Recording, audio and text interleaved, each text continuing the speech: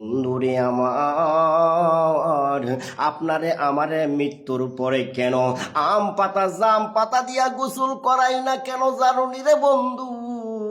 আল্লাহর হাবিব রাহমাতাল লিল আলামিন যখন মেরাজে যাইতেছে রে বাবা, মেরাজে যাওয়ার সময় আপনার নবী আমার নবী যখন জমিনের দিকে তাকাইলেন, তাকানোর পরে অনেক বড় একটা বিশাল বড় গাছ দেখা যায়।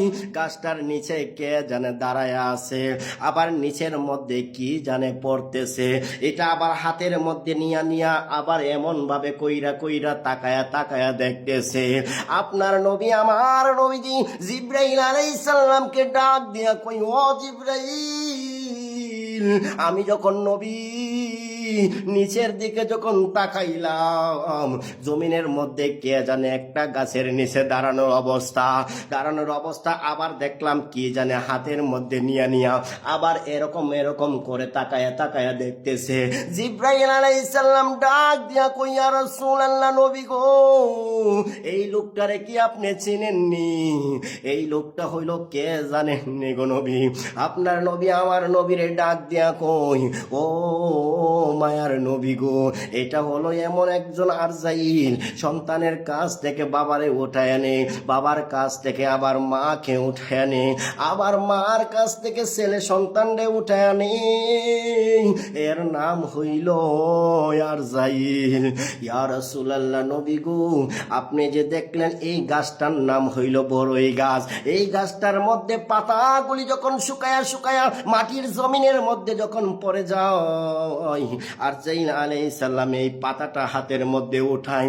আমার আল্লাহ পাক রব্বুল আলামিন ওই পাতাটার মধ্যে, ওই গাছটার মধ্যে, ওই পাতাটার মধ্যে সে কখন এই দুনিয়ার মধ্যে আসবে, আবার কোন দিন এই দুনিয়া থেকে বিদায় নিয়ে চলে যাবে, কোন সময় এই দুনিয়া থেকে বিদায় নিয়ে চলে যাবে গো নবী, এইগুলা এই পাতাটার মধ্যে লেখা আছে। আম পাতা জাম পাতা দিয়া আপনারে আমারে গোসল করাইতো না, এই জন্য বড়ই পাতাই দিয়া গরম জল দিয়া তোমারে আমারে সুন্দর কইরা ঘর থেকে বাহির করিয়া পালঙ্গের মধ্যে শুয়াইয়া এমন একটা ঘরের মধ্যে তোমারে আমারে রাখবে গো, সেই ঘরটার মধ্যে তুমি যাইতে পারবা, কিন্তু ওই ঘরটার মধ্যে থেকে তুমি আসার কোনো সিস্টেম নাই। এই জন্য যুবক, তুমি যেইভাবে থাকো না কেন, যে অবস্থা থাকো না কেন, আল্লাহর কাছে বলো, আল্লাহ, আমি তো গুনাহগার, আমি তো পাপী, আমি তো অন্যায় করেছি, অপরাধ করেছি গো মাওলা। ইয়া রাসূলুল্লাহ, নবী গো, ও আল্লাহ, আপনার নবী আমার নবীজির উসিলা আপনি আমাদেরকে গুনাহ মাফ করবেন নি। এই দুনিয়ার আগুন সইতে পারি না, তাইলে জাহান্নামের আগুন কেমনে সইব গো মাওলা? জাহান্নামের আগুন রে তো তুমি 3000 বছর জ্বালাইয়া রাখলা। এই জন্য বলি বন্ধুরে আমার, ও মুরব্বী বাবাজিরা, এখনো সময় আছে, আল্লাহ তাআলার ইবাদত করো, রসুলের অনুসরণ করো। কাল হাসরের ময়দানে আল্লাহর কাঠ গড়াই যখন দাঁড়ায়া যাইবা, ওই সময় তুমি আল্লাহর দরবারে কি জবাব দিবারে বন্ধু?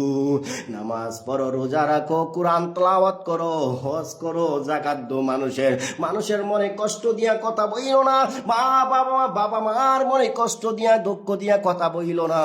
আল্লাহর কাছে কিন্তু তুমি প্রত্যেকটা জিনিসের হিসাব নিকাশ দিতে হবে, কোন দিন কোন সময় কি করছো না করছো আমি আর তুমি ভুলে যায়। কিন্তু দুই কান্দের দুই ফেরেশতা বলে না, দুই কান্দের দুই ফেরেশতার সঙ্গে সঙ্গে তোমার আমার ভালো কাজ হইলে লেখালা, খারাপ কাজ হইলেও লেখালা, কিন্তু কাল হাসরের ময়দানে এইগুলার হিসাব আপনার আমি দিতে হবে। ইয়া রাসূলুল্লাহ, নবী গো, ও মায়ার নবীজি, সন্তানের কাছ থেকে বাবারে উঠে আনে, এর নাম হইল মালাকুত মউত আরজাইল।